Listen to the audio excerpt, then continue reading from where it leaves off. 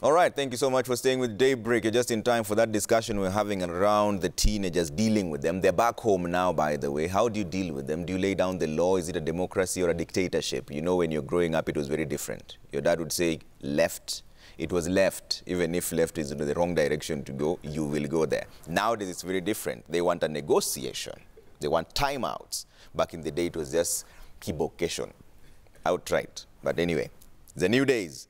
Mary Magubo is here. She's an adolescent health expert from the Ministry of Health. Thank you so much for making time. She's also a mother to a teenager, so she knows both ends as an expert and as a mother. We also have David Madenge, a.k.a. Nameless, who's a parent to a teenager and also the celebrity in the building. For the first time, father and daughter is here. Tumiso Madenge, who's herself a teenager. She likes to call herself Tumi. Yeah, that's what we will refer to her as. Thank you so much for making time. Joining us online is Aflin Ouma, who's a medical psychologist. She'll be giving us the medical aspects of it, how to deal with certain erratic behavior when it comes to dealing with teenagers. But that's where we begin. I see a lot of your feedback already coming in at Trevor Mbija at Citizen TV Kenya, #Daybreak. I'd like to hear from you. What is the best way of dealing with teenagers? And let's kick off that conversation right now from Tumi's side. So Tumi, right now, what is the biggest problem affecting teenagers today? That parents do, or that just general? General, or even that parents do, whichever direction. I feel like the biggest thing, I feel like many teenagers nowadays are like very depressed and very to themselves, and there's so many different things that causes that. Like there are many, for different people it's different reasons. So I feel like the main problem for teenagers is like depression. And not knowing yourself, like you peer pressure. You just feel like I want to look cool for my friends. And I'm like, yeah, I think that's... When you say peer pressure and you want to look cool to your friends, do you then have these discussions with your parents? Do you feel like they would understand? Yeah, and me personally. Yeah. But I feel like, me personally? Yeah. Yeah, I do have these conversations a lot with my parents because I feel like even if they wouldn't understand, they would try to understand, but they understand half of the time. I see you being lyrical there. Isn't it even much more stressful for you because your parents, both of them, are actually celebrities? Do you feel the pressure to measure up? Not really, because I've not been given, like, I joined the school I was previously in when I was a child, like 7 years old. So at that time, it was, your parents are they didn't even know who they were. They're like, your parents are famous. Then as we grew up, it's like it just became a normal, like no one really did with me. They were like, not like, she's the famous one and she does this and this and this. At least I didn't think they're doing, maybe they're doing it behind my back, I don't know. Yeah. But it wasn't really an environment where I felt like I had to feel like, I have to wear the best shoes, I have to go the best CG, what. Yeah. So I didn't really feel pressure. Okay. Mary, from the ministry's perspective, what are some of the biggest challenges teenagers are facing today? And how have you been dealing with them? Okay, yeah, thank you, Trevor, and good morning, Nameless, and Tumiso. So from our health sector, the Ministry of Health, the main issue that we have with adolescents is teenage pregnancy, and it has been on an increase during this COVID period, mostly related to issues to do with the defilement and rape cases, what we call SGBV cases. Yeah, so those are the worrying trends that we have at the ministry. Yeah, and what are the intervention measures you're coming through? Because there's a SGBV that you're talking about, that's teenage pregnancy. Yeah, like now the teenage pregnancy, initially it was 18%, but currently it's standing at 21%. So 21% we mean like around 30,000 cases, which is not, for one girl to be pregnant, it's a very big issue for us. So you can imagine 30,000.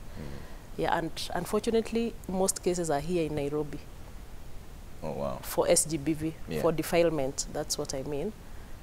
So there are issues that we need to tackle, and So there's one aspect of it is SGBV, which is something that is now criminal. But then there's also some of them who allege that a bit of guidance from parents is also missing. Therefore, negative peer pressure is also contributing to this. Just negative curiosity. Is that true? I can divide these issues into two. We have the internal issues, which are coming from the teenagers themselves. They have that issues of peer pressure, issues of curiosity, they want to experiment. Yeah. And of course to feel like, because of now social media again, they want to do what other kids are doing, Yeah. to fit in the society and to feel like celebs also. Yeah. So we also have issues that are external, like early marriages in some communities, Yeah. a lack of parental guidance, and lack of information on what they're supposed to do. Okay. Yeah. I'll come back to you to talk about this issue of depression, which is one thing that Tumi brought up. But nameless, how are you dealing with harmful curiosity as a parent? If Tumi walks up to you today and speaks of a boy child who seems to be interested in her, what do you say? She hasn't told me that. I mean, I'm just trying to find out. I realized at some point that the issue is when we don't let our kids be very open and easy with us, then they fear to talk to us, right? Yeah. And then they have to find someone else to talk to, because as an adolescent, the mind makes them more curious. It's like the first 10 years with my daughter, my second daughter is 8. Yeah, they listen to authority more. Yeah. They just don't because of fear. But when they get older, they question. They start questioning stuff about themselves, about others, because that's when they begin to really think about life and understand life more. So we realize we must let our children feel very free to ask anything, so Yeah. that we can deal with it at that point, and make them feel that, you know, it's okay. We're also learning things. Yeah. Also, so let's have a discussion. Okay. You know? Hold that thought for a bit, Nameless. I seem to be having a bit of a challenge with your microphone. I'll come back to you in just a bit. Aflin, what are the most common problems you hear from teenagers seeking your help as a psychologist today? I believe the very common is the fact that they say we are misunderstood. And it actually comes out very clearly when most teenagers will come to you and say, yes, they might have sent me here because I have a dysfunctional family, but then they never listen to me. My parents are emotionally absent. They're either not giving they're not giving them the attention that they deserve as teenagers, and also making it a norm to always say that teenagehood is where everything starts. Like, it's the bad age where everything starts. So we don't really need to normalize that, because it makes the teenager even afraid of now trying to seek help, because when they come there, they have issues about substance use. We find teenage pregnancies, as Mary has already mentioned, and also some other issues that really get there, because this is the age where they're trying to identify themselves. There's the identity crisis. They're trying to relate to what's happening. They're trying to find their foot and see, okay, what works out for me, what does not work out for me. Yeah, so there are actually very many issues, but they all bottle down to the fact that the family is very key. It can either perpetrate or be very supportive to the teenager. So you mentioned that we make this seem like it's a bad age where everything starts. Isn't that true, though, that this is the age where they try to experience all sorts of things, be it negative or positive? Well, it is the age, but we don't need to make it sound as a bad thing, because as I've mentioned, they're trying to explore. So if you give them the positive, the right things that they need to do, instead of questioning it and saying, do not do this, do not do this, what are they supposed to do? So it's the age where really lots of guidance is needed, but we also need to appreciate that it's also a passage in life that they have to go through, and it's beautiful when it's well done. Of course, it does not have to be perfect, but it's that stage that we really need to reinforce good things. So, Aflin, at this particular stage, who should be giving direction? Because we know that sometimes they don't listen to their parents. It's definitely everyone on board. It takes the teenager, and I'll keep on repeating this. When there's a freedom, there comes responsibility. So, of course, I know most teenagers will come to me and say, you know, I do not do this, I need to get this, I need to have my parents listen to me. But then I tell them, well, you have some little freedom. If you do have that freedom, then what's the responsibility attached to it? Yeah. We know that parents have really been talking about teachers in school. They'll tell you, well, the teachers need to talk about sex education. As a parent, you're going to have your teenager for the rest of the 7 weeks. What are you going to do? Do you also openly talk to them about matters sex education without just leaving it to the teachers to deal with it? So it actually requires the whole society all together to be supportive of the teenager and speak openly about matters that really touch them. Yeah.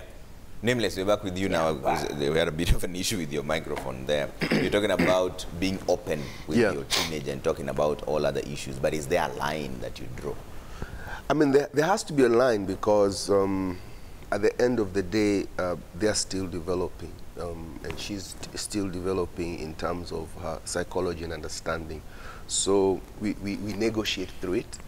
But one basis that we've put is trust us that we love you. And anything that we are doing is because we want the best for you. And she has to, like, believe that. Her face was telling a different story, but I was like... No, I'm so confident in that, that we have those talks so much, you know, and she knows that. So there's a limit to the point where we see if this one is too hard, we have to make our stand. And she knows that whatever this stand is for my own good. I may not fully understand it, but before we get to that extreme level where you have to say, here is no negotiation, there's a lot of free room to discuss, and we do that a lot, not because of any crisis, just vibing every day, you know. There's this topic about something. We are both very interested in psychology, funny enough, so we will look at, you know, different topics about philosophy and psychology, and we enjoy discussing life and all that. So I feel that environment encourages her to say anything she wants to say, and we debate about it. The only thing, just to add, is sometimes, as you are saying, there's some things that it might come better from an auntie, maybe, or a cousin. You know, she has older cousins who she may feel more comfortable to talk to. You know, so we identify within our circle for different things who can talk to. You know, as they say, you know, the village brings up the children. So uncles, aunties, father and mother, and stuff like that. To me, do you find a disconnect between what you teenagers want and what parents also want when it comes to discussions? Because Aflin was talking about the biggest issue she hears from teenagers is they're misunderstood. What does being understood look like? Does it mean that you have to get your way? Because then that's the only thing. Sometimes you might speak to your parents and they say no. Does that mean they don't understand you? Saying no doesn't mean they don't understand. It just means, okay, parents are also human beings, so sometimes they're wrong, but we just have to trust them. But anyways. But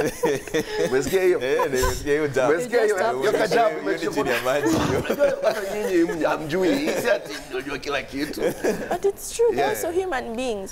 So I feel like sometimes when they say no, of course they don't want us just to have a bad time, and I just don't want you to have a good life. Sometimes they just think, I know you think it would be good for you now, but I'm telling you in future you will regret and you'll thank me for telling you not to do this. So I feel like we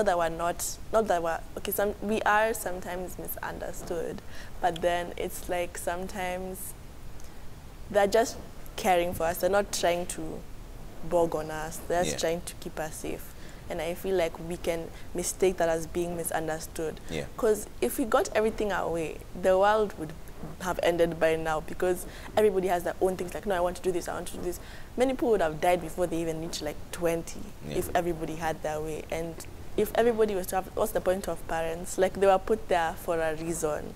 So you can't just mislook that reason, like, oh, my parents, they don't know anything, they're so So yeah, I feel like... But as a young person, do you then verify when Nameless lays down the law? Do you verify with your other friends that is this the same treatment you get, or am I the one who's being treated this way? You do? I do. Now therein comes the problem. What if your friend is being treated differently from what your parents have told you to do? What happens then? Because different people, different parents, different houses, different rules. You can find because the parents are people, like I said, they have their own perspectives on different things.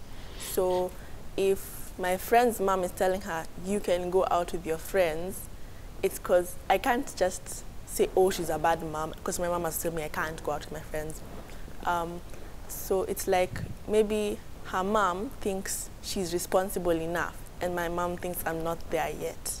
You get? It's just not that a parent is being a bad parent. It's their own perspective. Or the parent thinks, I think it's okay for you to wear certain clothes outside. Yeah. Another parent thinks, no, it's not okay. It's just different perspectives. None is wrong and another one is right. You can't judge another person's parent. Okay, sometimes you can, because it's like, huko. Like you need that. Sometimes it's like, you stay with your own opinions and I stay with mine. And I'll raise my child how I think my child should be raised. You get? Yeah. So, yeah. And I see you taking glances at your dad. You're still okay. So, Mary, this one you can talk about, like, as a parent to a teenager yourself.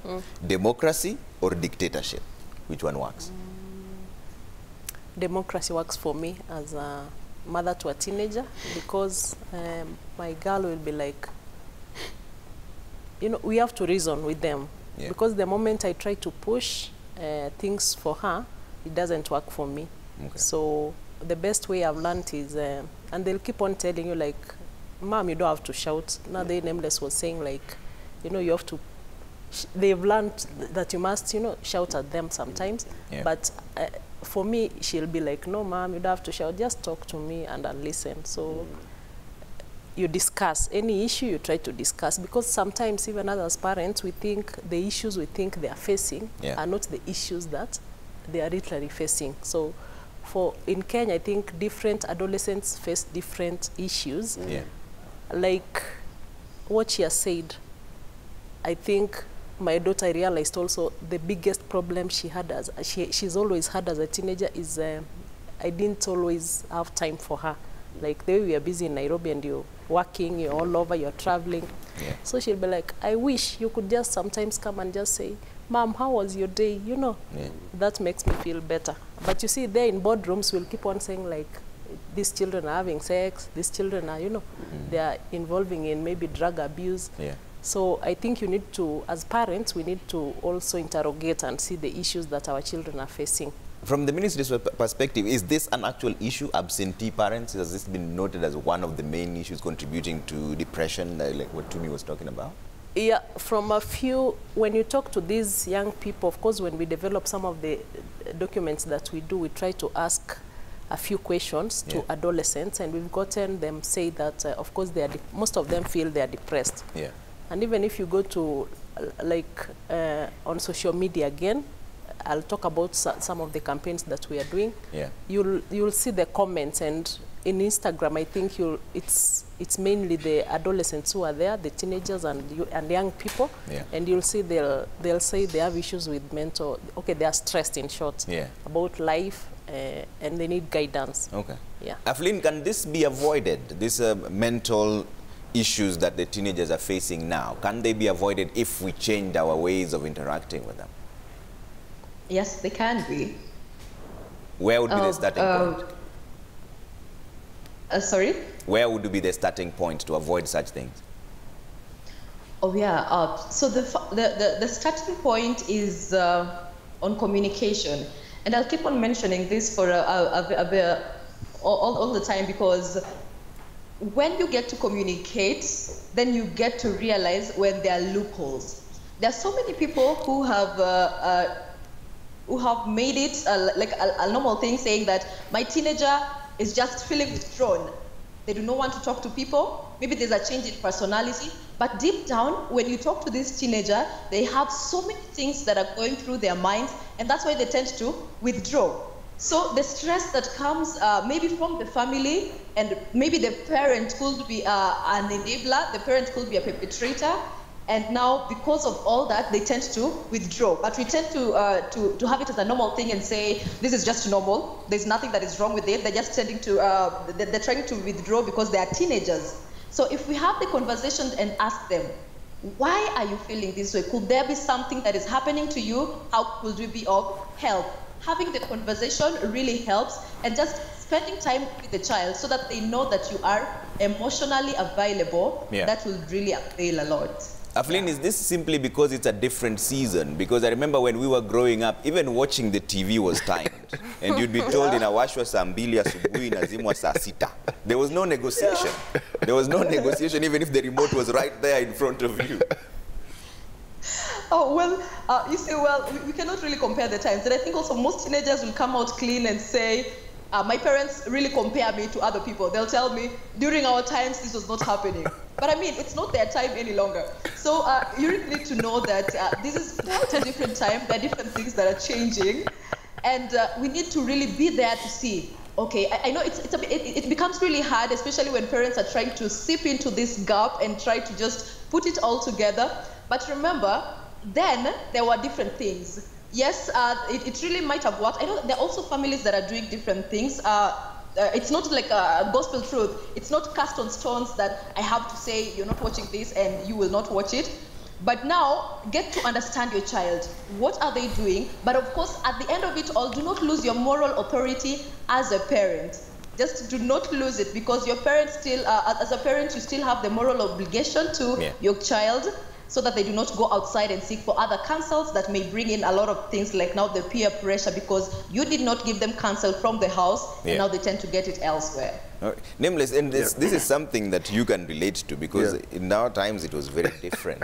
And you now raising children to the 21st century. Where do you now draw that line? Because they'll still get this information from other places anyway, and you can't just lay down the law. And by the way, for you and Wahoo, when there's a conflict, do you then tell her 20 to discuss kwanza hii alafu tukuje na unified answer? Because she might have a different position and you have a different position, then Tumi comes to you and wants something different. How do you balance that? True. It was so fun when we were saying that in our times and all that, and we had a look with Tumisa, and she's like, yeah, you always say that. It just comes out so, and it's so natural. You're like, if you only knew how in our times, this would not even be a discussion. And she's like, and then I remember even me when I was a teen, then my parents would just stuff, and I would just be like, we are not connecting, because you're like, in our times, we used to walk to school without shoes, you know, and, just make you realize you having shoes is first, a big blessing, you know. Your issues are different. So it's just different generations, and you begin to see a trend. You just see that every generation has different issues, so you as a parent, you come with the baggage of those issues, not realizing the issues have totally changed. And for us, our issue is that we're in an information time, so there's so much information through phones, through what. So how do you train your child to be able to be independent, to think through that information and make a wiser decision? It's not the same as before, where it was a bit less. It was still there, but it was a bit less. Now it's crazy. It's a lot. So you want to start very early, training your child to be able to come and think through something and say, okay, this doesn't make sense as much as people are saying this, because they've had the opportunity to be in a space where they are being told, let's question me. Like she said, parents are also not perfect, you know, and I'm cool with that, and because we've said it to her, we are not perfect. This is the first time we are being parents, so we're not going to make the right decision on everything. It's the first time you have a teen. It's the first time I have a teen, So that vulnerability makes her feel, so we are good. This thing, we're going to go through it together, we're going to get the best out of it. So she gets that feeling of, okay, we're on the same side, and we can debate about it, because it's true that we are all learning about life together. You know, but I'll just be like, I'm a bit ahead of you. I've seen a few things. So when I tell you, don't do this, because in the long run, it won't. Now she'll listen a bit more and say, okay, let me hear. But then she'll debate about it. You know? So it's actually, as I can't remember who said, it's actually a beautiful thing, adolescence. Yet for us, you're warned from the beginning. Adolescence, but it's actually a good thing, because it's a transformation. You know, how do you go through that journey together and enjoy it? To me, these teachings that come with the changing of age and the changing of moods, does it affect who you really are? When you're told that at a certain age, we expect you to have mood swings, do you also wait for those mood swings, or does that just happen? Because you see, the thing is, sometimes you're wondering, they said at this point I would be like this, how come I am not? Then you start feeling like you're the weird one out. Does it give you some sort of pressure to act a certain way? Like, you talk about me personally? Yeah, and your friends as well. I know you have these discussions outside, even if you don't want to rent them out. Me, I don't why would I want mood swings? So my mom can beat me, because my mom would just be like, you're going to give me attitude, I'm sorry. I don't care if it's adolescence, you're now having to do what? She wouldn't have it. But I do have mood swings, but I learn how to keep them in check, and I don't really feel pressure to, oh, at this age I'm supposed to act like this, and at this age I'm supposed to. If I was supposed to act like that, I would be acting like that. And it's not like I have an issue if I'm not. Some people are different, bodies are different, people develop mentally differently. You can't really say, no, at this age all of you are supposed to be like this. All of us, we're so different, all of us. You can't expect all of us to act the same. Yeah. So it's like, yeah. But do you have groups where you talk about the issues that are facing you, despite the fact that you mentioned that your parents, this is the first time they're having teenagers, this is also the first time you are becoming teenagers. Do you have a way of dealing with it, speaking to your peers also, coming and finding out who has the best advice, and how do you even sift through that? I'm trying to find a way of telling you without exposing myself and my friends. Expose them. This is the only chance you get. We do have talks. You guys would probably, okay, let me not say you guys, you also don't want to generalize. Wow, that's how old we are now. You guys. Generation. Get it.